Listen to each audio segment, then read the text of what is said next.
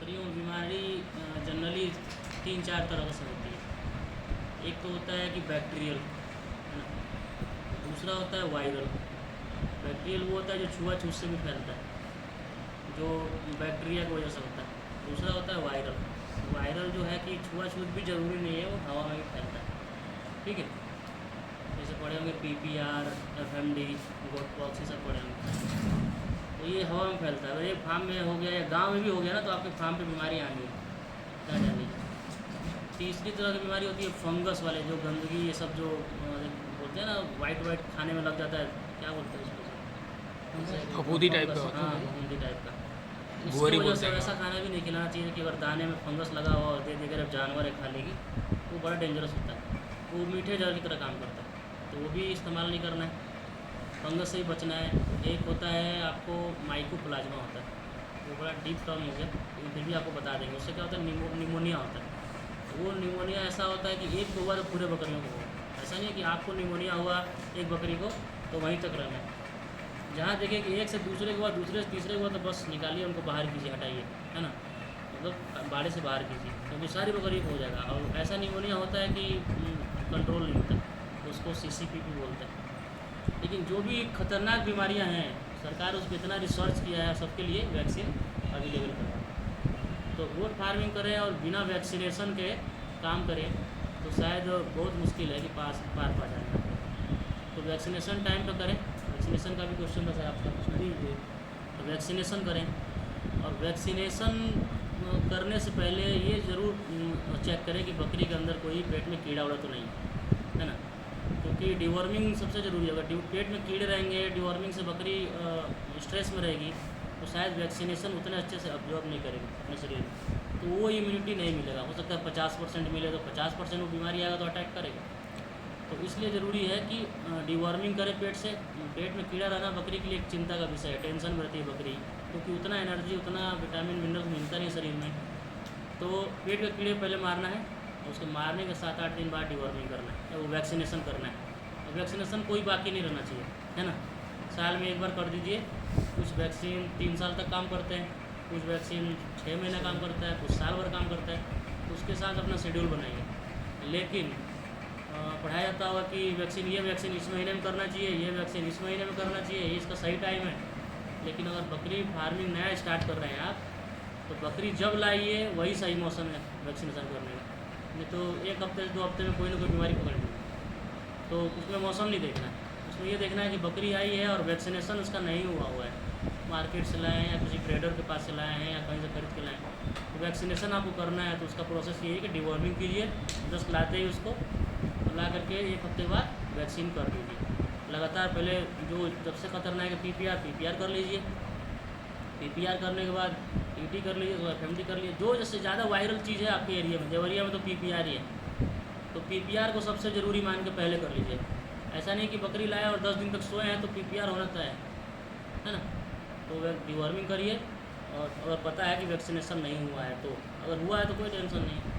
अगर फार्मर कोई अच्छे जगह से लेके आए हैं, पता है ये वैक्सीनेशन यहाँ कंप्लीट है, तो वहाँ पे आपको करने की ज़रूरत नहीं। तो जहाँ उसको डिवॉर्मिंग कीजिए, डिवॉर्मिंग के 6-7 दिन बाद वैक्सीनेशन कर दीजिए। अगर दूर से लाए हैं बकरी, लग रहा है कि चांसेस ज़्यादा है तुरंत होने के, तो 2-3 दिन बाद ही कर दीजिए। जो प्रोटोकॉल होता है कि हाँ, डिवॉर्मिंग के बाद और वैक्सीनेशन के बीच में 1 सप्ताह का गैप देना जरूरी है, लेकिन वो गैप मत दीजिए। उस प्रोटोकॉल को तोड़िए और 2-3 दिन के अंदर वैक्सीन लगा दीजिए। 7 दिन तक वैक्सीन लगभग सूट कर ही लेता है कि बीमारी होने नहीं देगा, तो उस चीज़ से बच गया। तो बाकी बीमारियाँ जो होती है बैक्टीरियल, जैसे ET है, तो ET सबको नहीं होता है, किसी किसी को होगा। जैसे बताया ना, जो ज़्यादा खाती है बकरी उसको होगा। तो ET भी कर दीजिए तो वो भी नहीं होगा। तो वैक्सीनेशन कंप्लीट करिए। उसके बाद भी बहुत सारी बीमारियाँ हैं जो होती हैं, लेकिन वो बीमारियाँ हैं जो 1-2 बकरी को नुकसान करेंगी। और ये जो वैक्सीन वाली बीमारी है, इसमें मास मोर्टिलिटी होता है, फार्म ख़त्म, है ना। कितनों एक्सपर्ट रहेंगे आप, थोड़ा सा देरी किए तो काम खलास। या तो अगर बहुत होशियार भी हैं और बचा भी लेंगे बकरियों को, तो बकरियाँ उस लायक नहीं बचती हैं कि वो आपको अच्छा प्रोडक्शन दे, अच्छा दूध दे, अच्छा बच्चा दे। हर तरह से डैमेज हो जाती है बकरियाँ अंदर से। तो वायरल बीमारियों के चपेट में नहीं आने देना है बकरियों को, जैसे PPR, FMD और ये सब जो बीमारी, गोट पॉक्स है।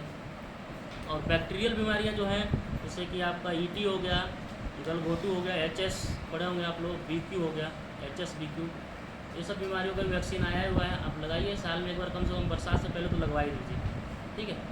वैक्सीन हो गया, ऐसा हो गया। उसके बाद भी बीमारियाँ होती है, जैसे मेटाबॉलिक डिजीज़, पेट से संबंधित, है ना। तो पेट से संबंधित बीमारियाँ होती है, जैसे पेट दर्द हो गया, गैस हो गया, सब बहुत होता है बकरियों में, क्योंकि बकरी को दिन भर खाना देंगे, दिन भर खाएगी। तो ये वायरल बीमारियों को किनारे कर दिया जाए। इसके अलावा ज़्यादातर बीमारियाँ पेट से संबंधित हैं बकरियों में। तो पेट से संबंधित हैं तो उसके लिए पहले से सावधानियाँ कुछ बरतना है, जो मैं बताया था पहले। उसके बाद भी अगर हो रहा है, मान लीजिए मिस्टेक तो होना ही है, होगा ही, हमसे भी होता है, आप लोगों से भी होगा खिलाने पिलाने में। तो उसमें क्या करना है आपको कि इलाज पता रहना चाहिए। जैसे गैस हो जाए, पेट दर्द हो जाए, एसिडोसिस हो जाए, एल्कोलोसिस हो जाए, चाहे इन्फेक्शन हो जाए, कब्ज जिसको बोलते हैं, कॉन्स्टिपेशन, है ना, ये सब हो जाए, तो इस चीज़ का इलाज आपको पता होना चाहिए। इसका इलाज ही बताना है, बता दीजिए बेसिक। हाँ, बेसिक ये है कि अगर गैस बन जाए बकरी को, मान लीजिए कि अफारा जिसको बोलते हैं, गैस बन गया, खाली कुछ ऐसा, या खिलाने के बाद तुरंत पानी पिलाएंगे जो मैं बोला हूँ, तो गैस बनेगा ही, अफारा होगा, बहुत खतरनाक होगा, देख के डर जाएंगे, लेकिन डरना नहीं है। उसके लिए एंटी हिस्टामिनिक जो मेडिसिन होती है, इंजेक्शन भी आता है, जैसे लिखे होंगे आप लोग, जीट इंजेक्शन आता है, एंटी हिस्टामिनिक। तो उसमें क्या होता है कि ये होता है, क्या बोलते हैं, CPM जिसको बोला जाता है, सुने होंगे आप लोग, पढ़े होंगे CPM। तो CPM को लगाना है, उसके साथ बेलामाइल लगाना है, बेलामाइल जो लीवर को मजबूत करता है। तो बेलामाइल और CPM, तो CPM को गैस के टाइम में जो डोज रेट है उसको डबल कर देना है, वजन के हिसाब से डोज रेट लिखे होंगे आप लोग, दवाई में भी लिखा रहता है, लेकिन उसका मैं बता दे रहा हूँ, 15 kg पे या 20 किलो पे 1 ml लगाना है बकरी को। लेकिन जब गैस बन जाए तो उसको डबल डोज में कर दीजिए, उससे क्या होगा कि गैस रिलीज हो जाएगा। प्लस पिलाने के लिए इंजेक्शन तो सेकेंडरी है, पहले पिलाने वाला काम कीजिए। पिलाने के लिए आपको बहुत सारे मार्केट में दवाइयाँ मिलती है, जैसे ब्लोटोसील करके एक मेडिसिन मिलती है, 1 किलो पे 1 ml, 20 किलो की बकरी है, 20 ml पिलाइए, गैस से एकदम राहत मिल जाएगा। थोड़ा कम गैस रिलीज हुआ है, मतलब कि थोड़ा बचा हुआ पेट में, तो 2 घंटे बाद फिर रिपीट कर दीजिए, उससे गैस खत्म हो गया। कब्ज हो रहा है तो इसका मतलब पानी बकरी कम पी रही है ना, पानी बकरी कम पी रही है, या उसका रूमिनेशन स्लो हो गया है। माइक्रोफ्लोरा जो होता है पेट में बकरी को खाना पचाने वाला जो बैक्टीरिया होता है, माइक्रोफ्लोरा जो अच्छा बैक्टीरिया होता है, तो कभी कभी डिवॉर्मिंग करने से क्या होता है, डिवॉर्मिंग भी एक जहर है ना, तो डिवॉर्मिंग करने से क्या होता है, बुरे जो कीटाणु तो मरते ही हैं, पेट के कीड़े अच्छे भी डैमेज हो जाते हैं। तो डैमेज हो जाएगा तो खाना पचना थोड़ा कम हो जाएगा, है ना, कम हो जाएगा तो कब्ज होगा, गैस बनेगा, दस्त हो सकता है, डाइजेस्ट नहीं होगा।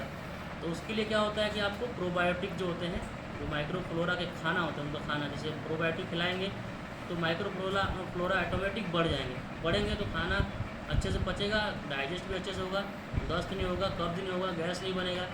ये सब चीज़ें बड़ी डिटेल चीज़ें हैं, लेकिन मैं आपको सिंपल आइए।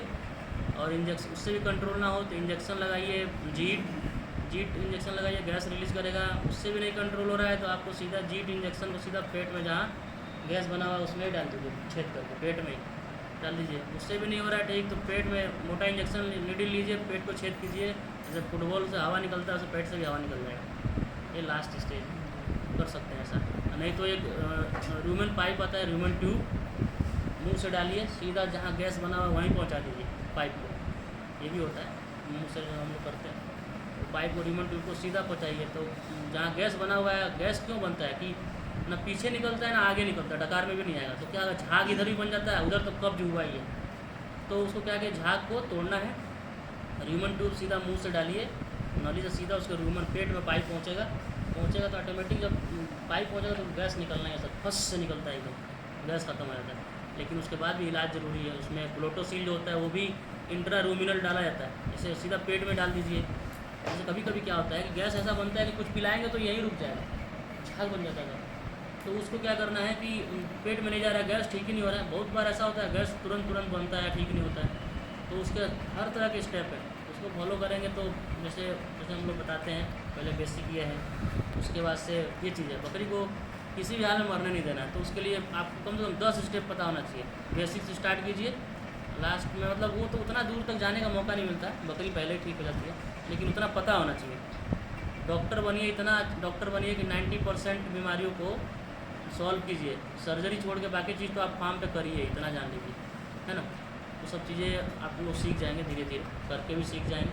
और किसी अच्छे लोग के संपर्क में रहेंगे तो थोड़ा और जल्दी सीख जाएंगे।